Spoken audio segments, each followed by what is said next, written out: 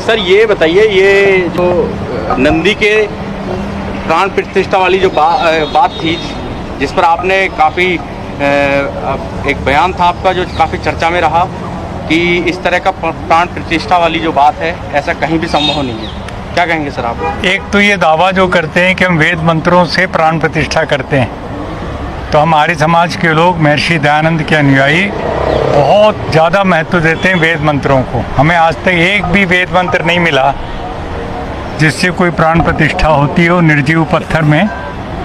और यदि होती है, इनका दावा है, तो हम पूछना चाहते हैं कि वो नंदी हो, चाहे गणेश हो, चाहे राम हो, कृष्ण हो, किसी की भी मूर्ति प्राण प्रतिष्ठा होने के बाद एक शब्द बोल के दिखाए, एक कदम चल के दिखाए।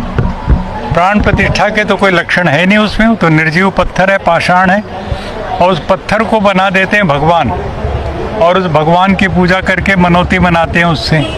इससे ज़्यादा अंधविश्वास, उसकी पराकाष्ठा क्या होगी? एक अफवाह उड़ी थी कि भगवान जी दूध पी रहे हैं, वो क्या था? वो भी ऐसे ही है कि जैसे आज से 20 साल पहले गणेश जी दूध पीने लग गए थे, और तब भी हमने खंडन किया था कि कोई गणेश दूध नहीं पीता। वो सब का सब इस प्रकार का एक साइंटिफिक वो है, चिकना सा हो वो, तो उसमें से दूध जो है तैर करके चुपचाप उसकी पतली सी परत बन करके थिन लेयर, और वो ख़त्म हो जाता है। लेकिन दूध बर्बाद कितना हुआ, टनों टनों दूध जो है गणेश को पिलाने या नंदी को पिलाने के नाम पर, और ये सारा का सारा धर्म के नाम पर पाखंड अंधविश्वास फैल रहा है। सरकारें इसमें जरा भी कोई कदम ठीक नहीं उठा रही है। अभी 5 करोड़ के लगभग लोग कांवड़िए चल करके गंगा जल लेकर के और अपने अपने वहाँ चढ़ा रहे हैं। यहाँ तक कि मैंने देखा हमारे जो सत्यपाल सिंह जी हैं, जो अपने आप को आर्य समाजी होने का भी दावा करते हैं, वो पूरा महादेव में कल जल चढ़ा रहे हैं, ठीक है ना, अभिषेक कर रहे हैं अपना, वही जो कांवड़ियों के द्वारा किया जाता है उस तरीके से। मैं समझता हूँ कि ये सारा का सारा उनके ऊपर फूल बरसाना हेलीकॉप्टर से योगी आदित्यनाथ का, और इतना करोड़ों रुपए उनके इंतज़ाम में खाने पीने सिक्योरिटी वगैरह का करना, इसके बावजूद भी बहुत से कांवड़िए बेमौत मारे गए, बिजली के करंट से मारे गए, एक्सीडेंट में मारे गए। मुझे बहुत दुख है। लेकिन ये 5 करोड़ नौजवान यदि घर से निकलते हैं और इतना लंबा चौड़ा वो सफ़र तय करते हैं, उनकी आस्था कितनी, ऊर्जा कितनी है, उसका सदुपयोग क्यों नहीं होता? उनको पेड़ क्यों नहीं दिए जाते, पीपल के, बड़ के और किसी, ताकि वो पेड़ लगाएं। इस मौसम में पेड़ लगाने से का बहुत बड़ा पुण्य है, लाभ है, और वो हमारे पर्यावरण को भी ठीक करेगा।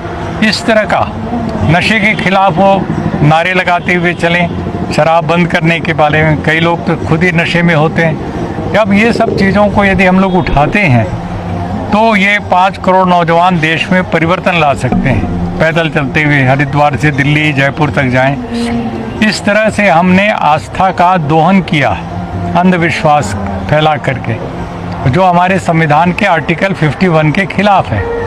आर्टिकल 51 कहता है कि जो वैज्ञानिक चिंतन है, साइंटिफिक टेम्पर, इसको बढ़ावा दो, और रिफॉर्म को दो, स्पिरिट ऑफ इंक्वायरी को दो, ह्यूमनिज्म को दो। लेकिन उसके ठीक विपरीत जा कर के हम लोग अंधविश्वास में जकड़े जा रहे हैं। कभी गणेश जी दूध पी रहे हैं, कभी नंदी दूध पी ले रहा है, और सरकारें बड़े आराम से उसका लाभ उठा रही हैं, अंधविश्वास। और इसी एक वीडियो काफ़ी वायरल हुआ है, आपने बात की कांवड़ यात्रा की, तो कांवड़ यात्रा में एक पत्रकार हैं जो ये पूछ रहे हैं कांवड़ियों से कि आप कौन हैं, किस जाति से हैं। तो उसमें ज़्यादातर जो लोग थे जो कांवड़ लेकर आ रहे थे, वो ज़्यादातर ओबीसी समाज और SC ST के लोग थे, यानी कोई भी उन कांवड़ियों में अपर कास्ट का उन्हें नहीं मिला। तो उन्होंने इस बात को काफ़ी, वो सोशल मीडिया पर वायरल भी हुई, और ये बताने की कोशिश की कि जो कांवड़ का जो बोझ ढो रहे हैं वो कहीं ना कहीं SC और OBC समाज के लोग हैं, और जो इसके पैरोकार बने हैं वो आप जो इस पाखंड को पैदा कर रहे हैं वो ब्राह्मण समाज के लोग हैं। देखिए कि ब्राह्मण अर्थात जो चतुर चालाक समाज होता है ना, वो चाहे कोई भी कहीं से भी आए, वो इस तरह की भूमिका अदा करता है। और एक बार ये सब बातें बता के, जैसे अभी आपने शुरू में पूछा प्राण प्रतिष्ठा, और तुम पत्थर में प्राण प्रतिष्ठा कर सकते हो, मान लिया 1 मिनट के लिए, तो अपने मरे हुए बाप को क्यों नहीं जिंदा कर लेते? ये झूठ क्यों बोल रहे हो इस तरह का? बड़े बड़े मंदिर क्यों बना रखे हैं? मंदिर में देवता भगवान नहीं होते, मंदिर, सबसे बड़ा मंदिर हमारा हृदय है। हमारी आत्मा है, उसमें परमात्मा सर्वव्यापक सर्वशक्तिमान निराकार विराजमान है। हमें कहीं बाहर जाने की ज़रूरत नहीं, अपने ईश्वर को ध्यान में करना है, उसके सत्य प्रेम करुणा के गुणों को अपने अंदर जाओ, ध्यान करो और अधिक सत्य की ताकत पैदा करो, न्याय की ताकत, और जो असत्य और अन्याय से टकराओ। ये है वेदों के अनुसार वैदिक जो अध्यात्म है, एकेश्वरवाद है, उसकी रूपरेखा। ऐसा न करके एक बिचौलिया बैठ जाएगा मंदिर में या चर्च में या गुरुद्वारे में या कहीं पर भी मस्जिद में, और वो बताएगा कि ऐसे अल्लाह का वो करना है, तो ऐसे खुदा का करना है, तो ऐसे गणेश जी का, ऐसे राम का। वो बिचौलियों ने एक तरह से कब्जा कर लिया है पूरे लोगों के दिल दिमाग के ऊपर, अंधविश्वास का सहारा लेके। तो आज ज़रूरत है कि एक एक नौजवान बच्चे को स्कूल कॉलेज में पढ़, उनको हम पूरी तरह से ईमानदारी से बताएं कि सच्चे ईश्वर की, सच्चे शिव की उपासना करने के लिए तुम्हें कहीं बाहर किसी मूर्ति के पास जाने की ज़रूरत नहीं, अपने अंदर झांको। परमात्मा ने सबसे कीमती और सबसे सुंदर पवित्रतम मंदिर तुम्हें बना के दिया, तुम्हारा शरीर, ठीक है ना। अपने माता पिता जो जीवित हैं उनको भगवान का मूर्ति समझो, उनकी सेवा करो, न कि किसी पत्थर की। तो ये है हमारा अध्यात्म जो वेदों पर आधारित है। इस तरीके से यदि हम चलेंगे तो ये व्यर्थ की कांवड़ यात्रा हुई और दुनिया भर की अमरनाथ यात्रा हुई और वैष्णो देवी की यात्रा, अभी केजरीवाल सरकार ने और 8-10 लिस्ट जारी कर दी, वहाँ भी जाओ, मुफ्त में खाओ पियो और ट्रेन यात्रा करो। ये क्या है? सरकारों का काम यही रह गया है? हाँ, आपका काम है जनता को अच्छी शिक्षा, अच्छी चिकित्सा, अच्छी सड़क, अच्छी बिजली, ये सब चीज़ें मुहैया कराना, भ्रष्टाचार बेईमानी बंद करना। इस काम को तो नहीं करके आप ये अंधविश्वास का सहारा ले रहे हैं। तो इस तरह से जाया हो रही है हमारी पूरी एनर्जी जो है, और सभी सरकारें कर रही हैं, इसका मुझे बहुत दुख है।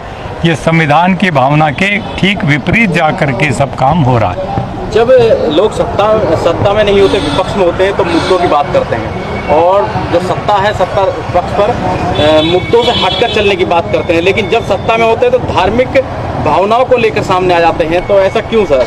क्या लगता है कमजोरी है ये जनता की? नहीं, जनता की बात नहीं है ये। जो नेतृत्व होता है राजनीतिक सामाजिक, उसकी जिम्मेदारी होती है कि उनको वो सही बातें बताए।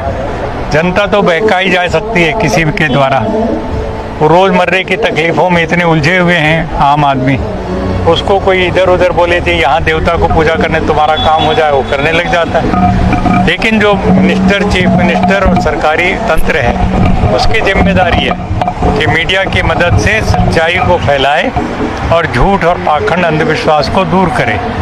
अब ऐसा करेंगे तो समाज का फायदा होगा। और ये जो सबसे बड़ा भ्रष्टाचार तो ये हो रहा है कि हर आदमी सुबह जाता है किसी न किसी देवता को प्रार्थना करके कहता है कि ये मेरा काम हो जाए तो मैं तुम्हें इतने और प्रसाद चढ़ाऊँगा। मतलब रिश्वत दे रहे हो, कोई परमात्मा को तुमने रिश्वतखोर थानेदार बना दिया, ये गलत चीज़ है। इस तरीके से हमें ईश्वर की सच्ची उपासना सिखानी चाहिए, न्याय पर चलने का रास्ता सिखाना चाहिए। अब ये हज कर रहे हैं हमारे मुस्लिम भाई, कोई वहाँ जा रहा है अजमेर के